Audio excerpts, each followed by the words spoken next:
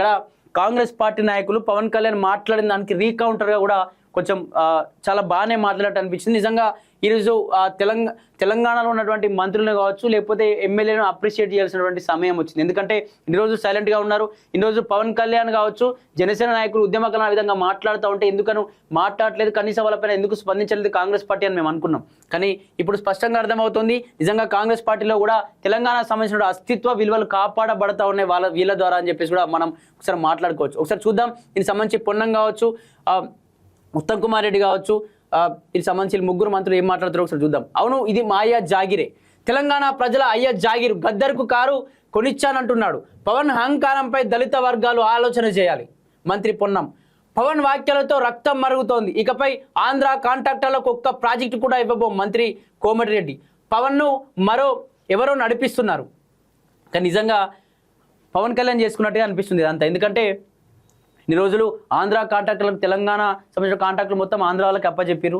అది చాలా నడిచింది, సరే నడుస్తుందని చెప్పేసి మనలో కూడా సైలెంట్గానే ఉన్నారు. సరే పనులు అయితే అవుతున్నాయిలే, ఎవరు చేసి ఏంటి, ప్రతి దాంట్లో ప్రాంతీయ విభేదం అంటే అని చెప్పేసి ఇక్కడ జర్నలిస్టులు కావచ్చు, ఉద్యమకాలంతా సైలెంట్గా వండుకుంటూ వచ్చారు. కానీ ఇక్కడ నీ కామెంట్స్ వల్ల, నీ ఒక్కటి కామెంట్స్ వల్ల, నీ ఒక్కటి తెలంగాణను అగౌరవపరుస్తూ మాట్లాడినటువంటి ఒక పవన్ కళ్యాణ్ వల్ల, పవన్ కళ్యాణ్ సంబంధించినటువంటి నాయకులు, పార్టీ నాయకుల వల్ల కాంట్రాక్టర్లు పోతున్నాయి. ఇకపై నీళ్ళు బంద్ చేస్తాం, లేకపోతే ఇంకా ఉద్యోగాల్లో మీ వాళ్ళం కూడా తీసి పాడేయాల్సిన పరిస్థితులు వస్తాయి. ఎందుకు ఇటువంటి పరిస్థితి? నీ వల్ల సామాన్య ప్రజలకి, ఆంధ్రాలో ఉన్న సామాన్య ప్రజలకి ఎందుకు ఇక్కడికి తీసుకొచ్చా పవన్ కళ్యాణ్? సరే చూద్దాం ఏం మాట్లాడారు మిస్టర్ పవన్ కళ్యాణ్. అవును, ఇది మా అయ్య జాగిరే, 4 కోట్ల మంది తెలంగాణ ప్రజల అయ్య జాగీరు. నీ అయ్య జాగిరేం కాదు, ఆంధ్రాలో నీకు దిక్కు లేదు. 2019 ఎన్నికల్లో నీ పార్టీకి డిపాజిట్ గల్లంతైంది. టీడీపీ బీజేపీతో కలిసి పోటీ చేస్తే కానీ సీట్లు రాలేదు. అక్కడే ఏమీ చేయలేకపోతున్నా నువ్వు ఇక్కడికి వచ్చి చేసేదేముంది అని AP deputy CM Janasena party అడిగిన పవన్ కళ్యాణ్పై మంత్రి పొన్నం ప్రభాకర్ ఫైర్ అయ్యారు. గాంధీ భవన్లో మంగళవారం ఆయన జడ్చర్ల ఎమ్మెల్యే అనిరుద్ రెడ్డితో కలిసి మాట్లాడారు. గద్దర్కు తాను కారు కొనిచ్చానని పవన్ కళ్యాణ్ చెబుతున్నారని, ఆయన అహంకారంపై రాష్ట్రంలోని దళిత వర్గాలు ఆలోచన చేయాలని పొన్నం పేర్కొన్నారు. ఏ అహంకారానికి, ఆధిపత్యానికి వ్యతిరేకంగా తెలంగాణ ప్రజలు పోరాటం చేశారో అదే ఆధిపత్యం, అహంకారం పవన్ మాట్లాడుతున్నారు. హైదరాబాద్ రావాలంటే పాస్పోర్ట్ తీసుకోవాలని మాట్లాడుతున్న పవన్ ముందు తన ఆలోచన ధోరణి మార్చుకుంటే మంచిదన్నారు. తలుపులు వేసి తెలంగాణ బిల్లును ఆమోదించుకున్నారనడం ద్వారా పవన్ తెలంగాణపై తన అక్కసును వెళ్ళగక్కారని మండిపడ్డారు. శాసనసభ సభ్యుడైన పవన్ కళ్యాణ్కు పార్లమెంట్ గురించి ఐడియా లేదని, పార్లమెంట్లో ఏ బిల్లునైనా తలుపులు మూసే ఆమోదిస్తారని పేర్కొన్నారు. తెలంగాణపై తనకు ప్రేమ ఉందంటున్న పవన్ తెలంగాణ మద్దతుగా ఎన్నడైనా మాట్లాడా? తెలంగాణ కోసం యువత చనిపోతుంటే ఎప్పుడైనా సంఘీభావం తెలిపాడా? చనిపోవద్దు, ధైర్యంగా పోరాడి తెలంగాణ తెచ్చుకోనని చెప్పాడా? పైగా తెలంగాణ ఏర్పడితే 11 రోజులు అన్నం తినలేదన్నాడు. తెలంగాణ ఏర్పాటును అవమానించిన పవన్ కళ్యాణ్ తెలంగాణ గురించి మాట్లాడితే ఎలా అటు నిలదీశారు. పవన్ కళ్యాణ్ ఒక పేడ్ ఆర్టిస్ట్ అని, తన దగ్గర డబ్బులుంటే తాను ఆయనతో ఒక క్యారెక్టర్ వేయిస్తారని ఎద్దేవా చేశారు. ఆయన తెలంగాణ రాకపోకలు సాగిస్తే తమకు ఎలాంటి అభ్యంతరము లేదు. కానీ రాష్ట్ర ఆవిర్భావ దినోత్సవం రోజున కెలికి మరీ నవనిర్మాణ సభ పెడతానంటే ఎవరు చూస్తూ ఊరుకోరన్నారు. ఆంధ్ర ప్రాంత ప్రజలకు తాము ఎన్నడూ వ్యతిరేకం కాదు, వారికి స్వాగతం పలుకుతామని మంత్రి పొన్నం ప్రభాకర్ స్పష్టం చేశారు. ఇక్కడ పవన్ కళ్యాణ్ మాట్లాడుతూ ఇది మీ జాగిరి కాదు అని చెప్పి చేసినటువంటి కామెంట్స్ పెద్ద ఎత్తున అందరినీ కోపానికి గురి చేశాయి. ఎందుకంటే అందరిలోనూ ఏ పార్టీ అయినా, ఏ పార్టీలో ఉన్నా, ఏ సంఘంలో ఉన్నా పుట్టింది తెలంగాణలో కాబట్టి, తెలంగాణ గడ్డపైన పెరిగాం కాబట్టి, తెలంగాణ గడ్డపైన అంబాడాం కాబట్టి, తెలంగాణ గడ్డపైన మమకారాన్ని మేము చూపెట్టుకునేటువంటి సమయం ఆసన్నమైంది కాబట్టి, తెలంగాణ అస్తిత్వం దొంగిలించబడుతుంది కాబట్టి, తెలంగాణను అగౌరవంగా మాట్లాడుతున్నారు కాబట్టి మాట్లాడేటువంటి పరిస్థితులు వచ్చినాయి. ఇప్పుడు ఏ పార్టీ పక్కన పార్టీలు, సంఘాలు అన్నీ పక్కన పెట్టాల్సినటువంటి పరిస్థితి వచ్చింది. ఖచ్చితంగా అందరం ఏకమై తెలంగాణ కోసం, మళ్ళీ తెలంగాణ ఆస్తుల కోసం, తెలంగాణ అస్తిత్వం కోసం మళ్ళీ పోరాటం చేయాల్సినటువంటి పరిస్థితులు ఆసన్నమైనవి. ఇట్లా పొన్నం ప్రభాకర్ గారు మాట్లాడుతూ బరాబర్ మాయ జాగిరే పవన్ కళ్యాణ్, నువ్వెవడు చెప్పడానికి నీ అయ్య జాగిరా అని చెప్పి మాట్లాడి, బరాబర్ పవన్ కళ్యాణ్ నీ అయ్య జాగిరా, నీ కుటుంబీకుల జాగిరా, నీ కుటుంబం ఎక్కడా, నువ్వెక్కడా? ఒక సినిమా ఆర్టిస్ట్గా మొదలై తెలంగాణలో నీ సినిమాలు ఎన్ని రిలీజ్ అయినా, ఎన్ని డబ్బులు సంపాదించినావు? ఆ డబ్బుల్లో ₹1 తెలంగాణ ఉద్యమకాల కుటుంబాలకు ఖర్చు పెట్టాలని నీకు ఎందుకు ఆలోచన రాలేదు? తెలంగాణ అంటే మమకారం, తెలంగాణలో బలిదానాలు అయినాయి, అమరవీరులు ఎంతో త్యాగం చేసిరు, నేను తెలంగాణలో గద్దరంటే నాకు ఇష్టం అని చెప్పి మాట్లాడుతున్నావు కదా. ఎంతమంది ఉద్యమకారుల దగ్గరికి పోయి మాట్లాడించినావు, ఎంతమంది ఉద్యమకారుల సమస్యల గురించి మాట్లాడినావు. ప్రభుత్వాలు రెండో వచ్చిన ప్రభుత్వాలు 13 ఏళ్ళ అజితా ఉంది తెలంగాణ సాధించి, ఇప్పటికీ మళ్ళీ ఉద్యమకారులు ఆర్థికంగా వెనుకబడిపోయి ఉన్నారు. ఉద్యమకారులను ఎవరు గుర్తించట్లేదు, వాళ్ళపైన అయిన కేసులు ఇంకా అలానే ఉన్నాయని చెప్పేసి మీరు ఎందుకు వాళ్ళ దగ్గరకు పోయి మాట్లాడలేదు? వాళ్ళు ఎందుకు వాళ్ళ పక్షాన ప్రెస్ మీట్ పెట్టి మీ గలాన్ని వాళ్ళ గురించి మాట్లాడకుండా ఎందుకు ఆపేశారు? 12 మంది బలిదానాలు అయితే వాళ్ళ కుటుంబాలను ఆర్థికంగా ఆదుకోవాలని ఎందుకు అనిపించలేదు? మొత్తం సంపాదించంతా మా తెలంగాణ సొమ్మే కదా. మా తెలంగాణలో ఎక్కువగా ఫ్యాన్స్ ఉంటారు నీకు. మా తెలంగాణలో ఏ సినిమా రిలీజ్ అయినా ప్రతి ఒక్క థియేటర్ హౌస్ఫుల్ అయిపోతుంది. నువ్వు ఎంత టికెట్ రేట్ పెడితే 500 టికెట్ రేట్ పెట్టినా సరే నా పవన్ కళ్యాణ్ కోసం నేను సినిమా చూస్తానని చెప్పేసి మా మేధావులు, మా బుర్ర తక్కువ మేధావులు అంటారు. నిజంగా యువత ఆలోచన చేయాలి. ఇటువంటి వాళ్ళ కోసమా మీరు నిజంగా సినిమాలు చూసి వీళ్ళని హైలైట్ చేసి వీళ్ళని ఉప ముఖ్యమంత్రులను మంత్రులను చేసేది? ఇటువంటి వాళ్ళు మనన్నే తొక్కేటువంటి కార్యక్రమాలు జరుగుతూ ఉన్నాయి. యువత కూడా ఆలోచించాలి. ఎవడు మనోడు ఎవడు మంది అని చెప్పేసి కూడా ఆలోచించాలి. సరే, పవన్ కళ్యాణ్ మావాడు ఏమో చేస్తాడు, జనసేన పార్టీలో వచ్చిన తర్వాత ఇప్పుడు ఉప ముఖ్యమంత్రి అండ్ ఏం పీక్ కట్టలు కడుతున్నాడా? ఏం చేస్తలే. అలా పిఠాపురం నియోజకవర్గంలోనే సరిగా లేదు. ఇప్పుడు ఏం పీక్ కట్టలు కడుతున్నాడు? ఇక్కడ ఏం లే. ఖచ్చితంగా యువత కూడా ఆలోచన చేయాలి. అలాగే తెలంగాణలో ఆంధ్ర విగ్రహాలు వస్తూ ఉన్నాయి. పవన్ కళ్యాణ్ మీ ఆంధ్రలో గద్దర్ విగ్రహం పెట్టు, అలాగే మీ ఆంధ్రలో మా ఉద్యమకాల విగ్రహాలు పెట్టు. ఎందుకు పెట్టట్లేదు? మా అందశ్రీ విగ్రహం పెట్టు. వీళ్ళందరూ అభిమాని అంటావు కదా, తెలంగాణ అంటే పిచ్చి అంటావు కదా. ఉద్యమకారుల శ్రీకాంతాచారి విగ్రహం పెట్టి అక్కడ శ్రీకాంతాచారి వాళ్ళ రాష్ట్రం కోసం చనిపోయాడని చెప్పేసి మీ ఆంధ్రలో కూడా చెప్పు అందరికీ. మన రాష్ట్రంలో మనం ఈ విధంగా తయారు కావాలి, మనం కూడా మన రాష్ట్రం కాపాడుకోవడం కోసం దేనికైనా తెగించాలని చెప్పేసి వాళ్ళకు పోరాట స్ఫూర్తిని, ఒకప్పుడు చెప్పినప్పుడు నీ చెగువేరా మీ మావోయిజం సంబంధించిన స్ఫూర్తిని, ఆ స్ఫూర్తి ఎటుపోయింది? ఇప్పుడు పూర్తిగా సనాతన ధర్మానిగా మారిపోయావు. సరే, సనాతన ధర్మానికి వ్యతిరేకం కాదు, సనాతన ధర్మాన్ని కాపాడండి, గౌరవించండి. కానీ ఎందుకు మరి ఇంత సనాతన ధర్మం అని చెప్తూ ఆ భూములు కబ్జా చేస్తూ, భూములు ఉన్న కట్టమైసమ్మ సంబంధించినటువంటి గణపతి దేవాలయాల్లో ఎందుకు కబ్జా చేస్తూ కూర్చేటువంటి ప్రయత్నాలు చేస్తాను? ఇదేనని సనాతన ధర్మాన్ని కాపాడేటువంటి కర్తవ్యం.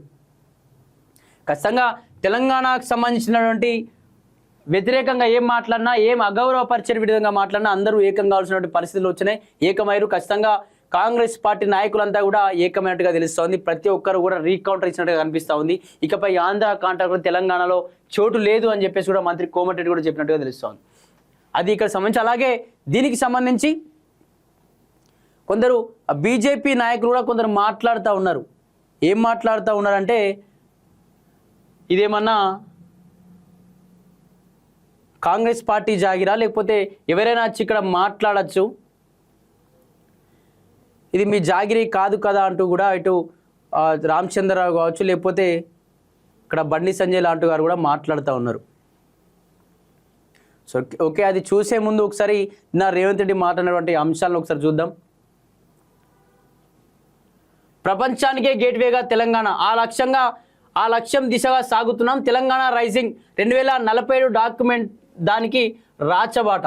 2034 నాటికి $1 ట్రిలియన్, 2047 నాటికి $3 ట్రిలియన్ ఆర్థిక వ్యవస్థగా తెలంగాణ. రైతులను వ్యవసాయ ఆధారిత పారిశ్రామికవేత్తలుగా తీర్చిదిద్దాం. కృష్ణా గోదావరిపై ప్రాజెక్టులు పూర్తి చేస్తాం. మేడిగడ్డ, సుందిల్ల, అన్నారం బ్యారేజీని పునరుద్ధరిస్తాం. ఆర్థిక శక్తి కేంద్రాలుగా మహిళా సంఘాలు. 5 శాఖల్లో ఖాళీల భర్తీకి ఈ నెలలో నోటిఫికేషన్లు. ఉద్యోగులకు బీమా, నగదు రహిత ఆరోగ్య పథకం. రాష్ట్ర అవతరణ వేదికల్లో సీఎం రేవంత్ రెడ్డి. ఇక్కడ రేవంత్ రెడ్డి మాట్లాడుతూ రైతులకు వ్యవసాయ ఆధారిత పారిశ్రామికవేత్తలుగా తీర్చిదిద్దామని చెప్పేసి మాట్లాడుతూ ఉన్నాడు. మరి ఇంకెన్నడూ తీర్చిదిద్దారో ఇక్కడ అర్థం కానటువంటి పరిస్థితులు కనిపిస్తూ ఉన్నాయి. ఇక్కడ ధాన్యం కొనుగోలు చేయక రైతులు ఇంకా అవస్థ పడుతూ ఉన్నారు. వాళ్ళ యొక్క బారదాన రాక, లేకపోతే వాళ్ళకి సంబంధించినటువంటి సంచులు ఆల్రెడీ కుట్టివేయబడిన సంచులు, ఆల్రెడీ అయిపోయిన సంచులు ఆ మిల్లులోకి తీసుకోక, మిల్లులో ఇష్టానురీతిగా వడ్లు కట్ చేస్తూ ఉంటే ఇప్పటికీ అవస్థ పడుతున్నటువంటి ప్రజలు వాళ్ళ పట్ల ఎప్పుడు మాట్లాడలే. కనీసం కాంగ్రెస్ పార్టీ నాయకులు కావచ్చు, కాంగ్రెస్ పార్టీలో ఉన్నటువంటి ఎమ్మెల్యేలు, ఎంపీలు, మినిస్టర్లు ఎప్పుడు వాళ్ళ నియోజకవర్గంలో ఉన్నటువంటి రైతుల కళ్ళాల దగ్గరకు ఎప్పుడు మాట్లాడినటువంటి దాఖలు ఒక వీడియో కూడా బయటకు ఉన్నటువంటి పరిస్థితులు ఉన్నాయి. వాళ్ళు ఎంత అవస్థ అనుభవిస్తున్నారో ఒకసారి వెళ్ళి చూడండి. రైతులు వాళ్ళ యొక్క వడ్లు పెట్టుకోమంటే వాళ్ళే కాకుండా కాంగ్రెస్ పార్టీకి సంబంధించిన నాయకులే ఫస్ట్ పెట్టుకుంటాం వడ్లు, తర్వాత మీ పెట్టుకుంటామని చెప్పి సీరియల్ నెంబర్ ఇష్టారీతిగా తారుమారు జరుగుతూ ఉంటే అక్కడ కాంగ్రెస్ పార్టీ కనీసం స్పందించదు. కానీ స్పీచ్లో మాత్రం ఇరగదీసేస్తాడు మా రేవంత్ రెడ్డి. ఏం మాట్లాడతాడంటే రైతులకు పెద్దపీట ఇస్తాం, రైతులే వెన్నెముక, దేశానికి రైతే రాజు, రైతులకు కూడా పాలిటిక్స్లోకి ఎంట్రీ ఇస్తాం, రైతుల ధాన్యాన్ని సకాలంలో కొనుగోలు చేస్తాం, రైతులకు మంచి రోజులు కాంగ్రెస్ పార్టీతోనే సాధ్యమని చెప్పేసి రకరకాలుగా మాట్లాడుతూ ఉంటాడు. కానీ ఇప్పటికీ కూడా రైతులు బతుకులు అగణ్య గోచరంగా కనిపిస్తూ ఉన్నాయి. వాళ్ళు ఇప్పటికీ వడ్ల కుప్పల దగ్గర సూసైడ్ అటెంప్ట్ చేసుకుంటూ ఉన్నారు. వాళ్ళ వడ్లు అమ్ముడు పోక ఇప్పుడు వర్షాలు స్టార్ట్ అయ్యే సీజన్, చెడుగొట్టు వర్షాలు పడితే ఆ వర్షాలు పడ్డప్పుడు వడ్లు కూడా చిల్లా కల్లం అయిపోయి డ్రైనేజీల్లో మూలలో పొంగిపోలేటువంటి పరిస్థితులు ఉంటాయి. ఎందుకు వాళ్ళ పట్ల మాట్లాడో కనీసం అర్థం కానటువంటి పరిస్థితులు కనిపిస్తూ ఉన్నాయి. ఒకసారి చూద్దాం ఇంకా ఏం మాట్లాడిండో. రాష్ట్ర అవతరణ దినోత్సవం సందర్భంగా సికింద్రాబాద్ పరేడ్ మైదానంలో మంగళవారం నిర్వహించినటువంటి వేడుకల్లో ముఖ్యమంత్రి రేవంత్ రెడ్డి ముఖ్య అతిథిగా పాల్గొన్నారు. ఈ సందర్భంగా రాష్ట్ర ప్రజలను ఉద్దేశించి మాట్లాడారు. రైతులు కేవలం పంటలు పండించడమే కాదు, వ్యవసాయ ఆధారిత పారిశ్రామికవేత్తలుగా వారిని తీర్చిదిద్దాలనే లక్ష్యంతో ప్రణాళిక రూపొందించామని సీఎం రేవంత్ తెలిపారు. వరి, పత్తి, మొక్కజొన్నల సాగు, పశుసంపద, మత్స్య రంగం గణనీయమైన అభివృద్ధి సాధించాయని, భవిష్యత్తులో రైతులు రాష్ట్రాన్ని సకల పంటల క్షేత్రంగా తీర్చిదిద్దామని అవసరం ఉందన్నారు. రైతులు 2 నుండి 3 రకాల పంట సాగులే పరిమితం కాకుండా నూనె గింజలు, పప్పు ధాన్యాలు, కూరగాయలు పెద్ద ఎత్తున పండించాలని సూచించారు. వ్యవసాయానికి ఉచిత విద్యుత్ సాగిస్తూనే పౌరశక్తితో నడిచే పంపు సెట్లు ఏర్పాటును ప్రోత్సహిస్తున్నామని, అదనంగా ఉత్పత్తి అయ్యే కరెంటును గ్రిడ్కు అందించి రైతులకు అదనపు ఆదాయం వచ్చేలా చేస్తున్నామని తెలిపారు. రైతు భరోసా, రైతు బీమా, రుణమాఫీ పథకాలను 2.5 ఏళ్లలో 1,56,496 కోట్లు, ధాన్యం కొనుగోలుకు రూపాయలు 82,840 కోట్లు ఖర్చు చేసినట్టు ముఖ్యమంత్రి రేవంత్ రెడ్డి వెల్లడించారు. ధాన్యం, మొక్కజొన్న, జొన్న తదితర పంటల కొనుగోలులో దేశంలో ఏ రాష్ట్రం కూడా తెలంగాణలో పోటీ పడే పరిస్థితి లేదన్నారు. తెలంగాణ నీటి కోసం తీరలేదని, 10 ఏళ్ల గత పాలనలో పరిస్థితులు మారలేదని, కృష్ణా, గోదావరి జలాల్లో మన వాటాలు తేల్చి అసంపూర్తిగా ఉన్న ప్రాజెక్టులు పూర్తి చేస్తామని సీఎం చెప్పారు.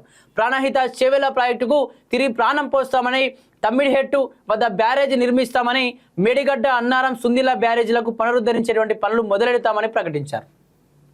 ఇక్కడ మాట్లాడుతూ ఇందిరమ్మ ఇండ్ల నిర్మాణం గురించి కూడా మాట్లాడాడు. ఇక్కడ ఇందిరమ్మ ఇండ్ల నిర్మాణ విషయం గురించి కూడా ఒకసారి మాట్లాడదాం. రైతులతో పాటు ఇందిరమ్మ ఇండ్ల గురించి మాట్లాడుకుంటే, గ్రామీణ ప్రాంతాల్లో ఇందిరమ్మ ఇల్లు ఇచ్చి మరీ లాగేసుకునేటువంటి పరిస్థితులు వస్తూ ఉన్నాయి.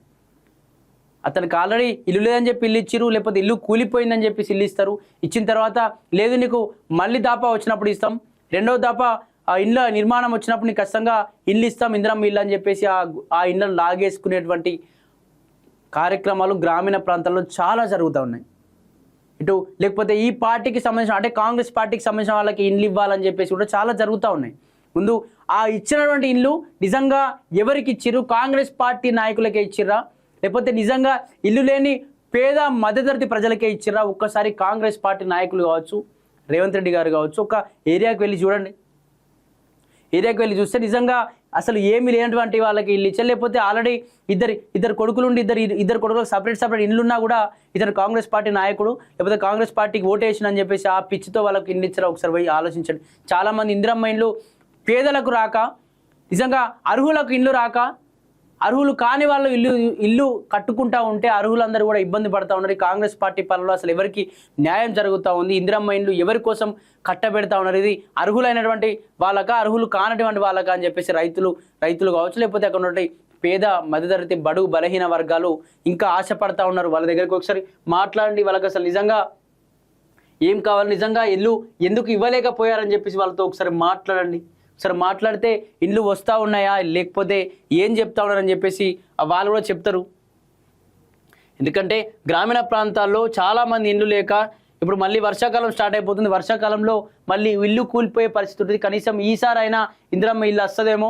ఇందిరమ్మ ఇల్లు వస్తే నా కొడుకు కావచ్చు, లేకపోతే నా కూతురు పెళ్లి చేసి వాళ్ళకు ఒక సపరేట్ ఒక రూమ్లో ఉండడానికి నేను ఒక గుడిసెలో ఉన్నా సరే, లేకపోతే బయట పడుకున్నా సరే, నా కొడుకు బాగుండాలి, లేకపోతే నా కూతురు బాగుండాలి, ఆ ఇందిరమ్మ ఇల్లు వస్తే వాళ్ళకు ఇచ్చుకుంటా అని చెప్పి చాలామంది పేద మధ్యతరగతి ప్రజలు చాలామంది ఎదురు చూస్తూ ఉంటారు. కానీ అటువంటి వాళ్ళకు దక్కకుండా మరి ఎవరెవరికో ఇస్తామంటే కూడా అది ఖచ్చితంగా ప్రజలు అన్నీ గమనిస్తూ ఉంటారు. అన్నీ గమనిస్తే రాజకీయంగా బొందనాన పెడతారు. లేకపోతే ఖచ్చితంగా ప్రభుత్వాన్నైనా మళ్ళీ కాంగ్రెస్ పార్టీని మళ్ళీ 40-50 సంవత్సరాలు వెనక్కి చూసేటువంటి పరిస్థితులు ఖచ్చితంగా రాబోతున్నాయని కూడా చెప్పుకోవచ్చు.